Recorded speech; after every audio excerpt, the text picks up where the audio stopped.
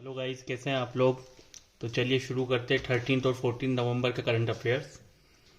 Bhopal railway station gets 4 star eat right station certificate. तो जो भोपाल का रेलवे स्टेशन है उसे 4 स्टार का ईट राइट सर्टिफिकेट मिला है।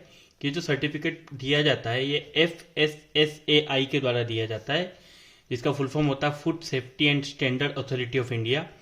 ये दिया जाता है कोई भी जो रेलवे स्टेशन होते हैं जहाँ पे जो फूड क्वालिटी होती है वो काफ़ी अच्छी होती है और वहाँ पे न्यूट्रिशियस फूड प्रोवाइड करवाया जाता है पैसेंजर्स को, और वो पूरी तरीके से बहुत अच्छा होता है, हेल्थ के लिए हेल्दी होता है, न्यूट्रिशियस होता है। तो ऐसे रेलवे स्टेशन को रेटिंग्स प्रोवाइड करवाई दी जाती है FSSAI के द्वारा, food safety and standard authority of India के द्वारा। और भोपाल रेलवे स्टेशन को 4 स्टार ईट राइट स्टेशन का सर्टिफिकेट दिया गया है। अगर हम FSSAI की बात करें तो ये फाउंड हुआ था 2008 में। इसका हेडक्वार्टर है न्यू दिल्ली में। इसके चेयरपर्सन का नाम है राजेश भूषण। और अगर हम MP की बात करें, क्योंकि भोपाल जो है वो MP की कैपिटल है, तो MP की कैपिटल है भोपाल। गवर्नर जो है उनका नाम है मंगू भाई पटेल और जो CM है उनका नाम है Shivraj Singh Chouhan. Next news is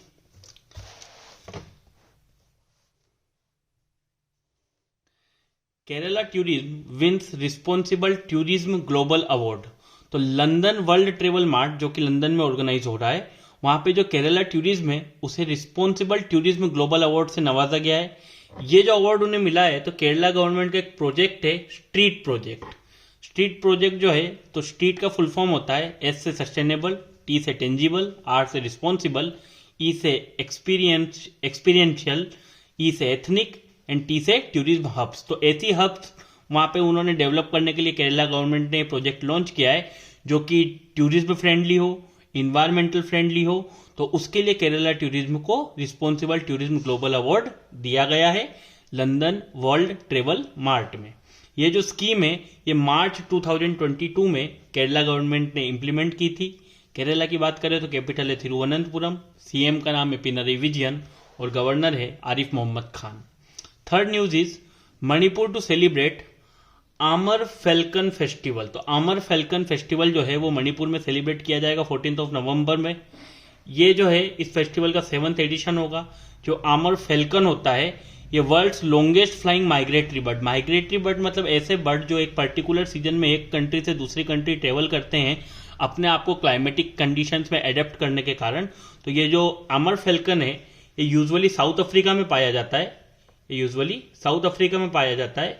और ये जो नवंबर का मंथ रहता है इसके अंदर ये ट्रेवल करके मणिपुर नॉर्थ ईस्ट स्टेट्स में आते हैं। देन ये जब महीना खत्म होता है तो ये वापस साउथ अफ्रीका की तरफ लौट जाते हैं। मणिपुर की बात करें तो कैपिटल है इम्फाल, CM का नाम है N बीरेन सिंह और गवर्नर है La Ganesan. Next news is president Droupadi Murmu to visit MP on November 15। तो जो प्रेसिडेंट द्रौपदी मुर्मू है वो मध्य प्रदेश को विजिट करेंगे नवंबर 15 को। नवंबर 15 जो कि जनजातीय गौरव दिवस के रूप में मनाया जाएगा, वहां पे वो प्रोग्राम में पार्टिसिपेट करेगी शहडोल डिस्ट्रिक्ट में। शहडोल डिस्ट्रिक्ट जो है MP की, वहां पे वो एक जो प्रोग्राम होगा जनजातीय गौरव दिवस का उसमें पार्टिसिपेट करेगी।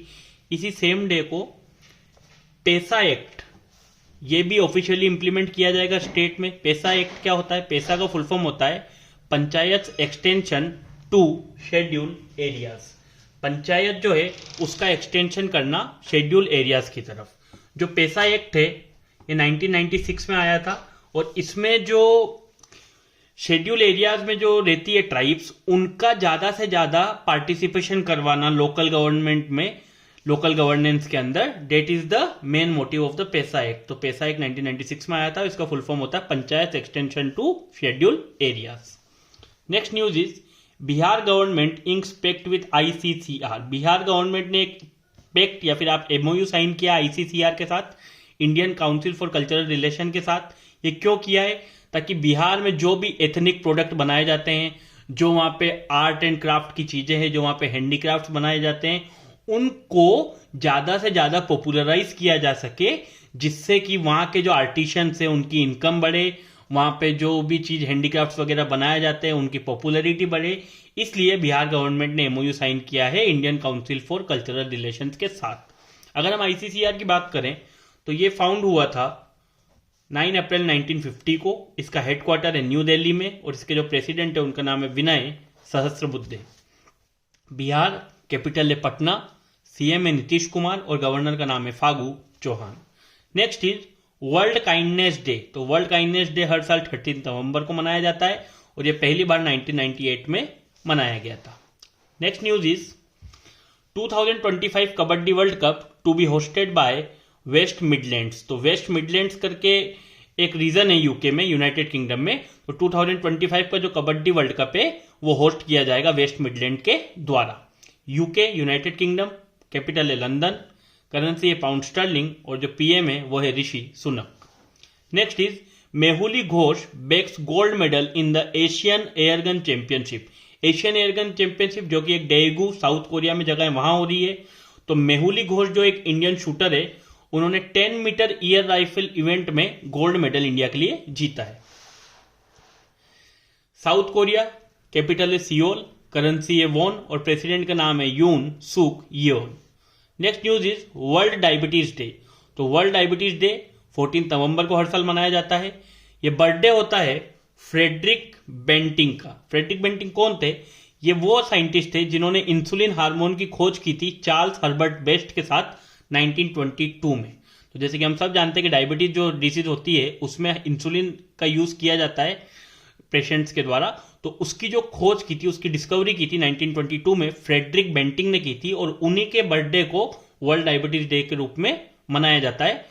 पहली बार ये ऑब्जर्व किया गया था 1991 में WHO के द्वारा, वर्ल्ड हेल्थ ऑर्गेनाइजेशन और इंटरनेशनल डायबिटीज फेडरेशन जो है उसके द्वारा। WHO जो है इसका हेडक्वार्टर है जेनेवा में और इसके जो से आप कह सकते हैं कि इसके जो प्रेसिडेंट है वो है तेद्रोस एडेनम गेब्रेयेसस।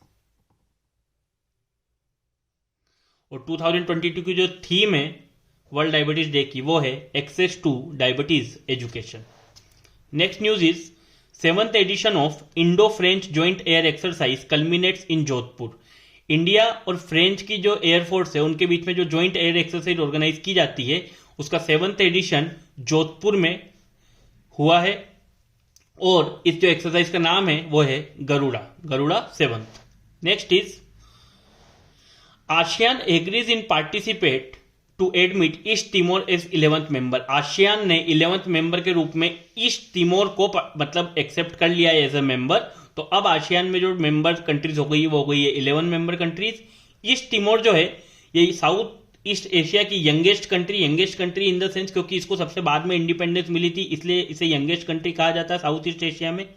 आसियान का फुल फॉर्म भी होता है association of south east Asian Nations. तो ये जो है ईस्ट तिमोर, इंडोनेशिया से इनको आजादी मिली थी 2002 में। तो आसियान स्टेब्लिश हुआ था 8 अगस्त 1967 को और इसे बैंकॉक डिक्लेरेशन भी कहा जाता है जब ये स्टेब्लिश हुआ था। सेक्रेटरीट है इसका जकार्ता में, सेक्रेटरी जनरल का नाम है लिम जोक हुई। और ईस्ट तिमोर जो कि अभी 11th मेंबर बना है, इससे पहले जो 10th मेंबर जुड़ा था वो 1999 में कंबोडिया जुड़ा था और अभी जो लेटेस्ट आसियान समिट हो रही है वो भी कंबोडिया में हो रही है। Next is Sri Lanka to host under 19 men's T20 world cup 2024। Under 19 men's T20 world cup 2024 में जो होगा उसका होस्ट होगा श्रीलंका। 2026 का जो under 19 men's T20 world cup होगा वो होस्ट करेंगे जिम्बाब्वे और नामीबिया। 2025 का under 19 women's T20 world cup Malaysia और थाईलैंड होस्ट करेंगे और 2027 का जो under 19 women's T20 world cup होगा उसे बांग्लादेश और नेपाल होस्ट करेंगे। आईसीसी की अगर बात करें तो आईसीसी के नए प्रेसिडेंट बने ग्रेग बार्कले। आईसीसी स्टेब्लिश हुआ था 1909 में और आईसीसी का हेडक्वार्टर है दुबई में। 41st India international trade fair to begin on 14 नवंबर। 14 नवंबर से इंडिया इंटरनेशनल ट्रेड फेयर का जो 41st आप कह सकते 41st टाइम में ऑर्गेनाइज किया जा रहा है तो ये शुरू होगा। ये प्रगति मैदान न्यू दिल्ली में ऑर्गेनाइज किया जाएगा और इसे इनोग्रेट किया जाएगा हमारी कंट्री के जो union commerce and industry minister है, जो वाणिज्य मंत्री आप बोल सकते हैं, पीयूष गोयल, उनके द्वारा। तो 2022 की जो थीम है इंडिया इंटरनेशनल ट्रेड फेयर की वो है vocal for local and local to global. और इसमें जो फोकस स्टेट्स के रूप में जो स्टेट पार्टिसिपेट करेगी वो है Uttar Pradesh and Kerala. Next is children's day. तो हमारी कंट्री में हर साल चिल्ड्रंस डे 14 नवंबर को मनाया जाता है।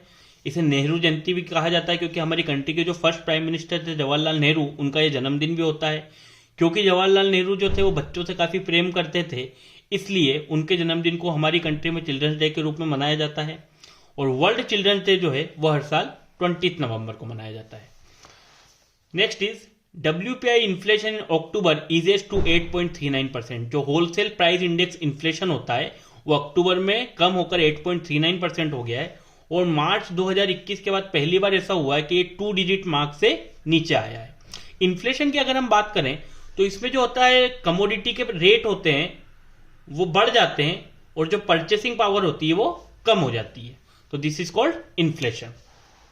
Next is Shloka Mukherjee wins doodle for Google 2022। तो गूगल में जो डूडल यूज होता है उसके लिए जो गूगल एक कंपटीशन ऑर्गेनाइज करता है, उसमें 2022 का जो डूडल फॉर गूगल कंपटीशन है उसके विनर रहे हैं श्लोक मुखर्जी, जो कि कोलकाता के हैं। Next is IIT Bombay ranked best educational institute in south Asia. South Asia का सबसे अच्छा एजुकेशनल इंस्टीट्यूट जो है वो IIT बॉम्बे को घोषित किया गया है as per QS Asia university rankings 2023।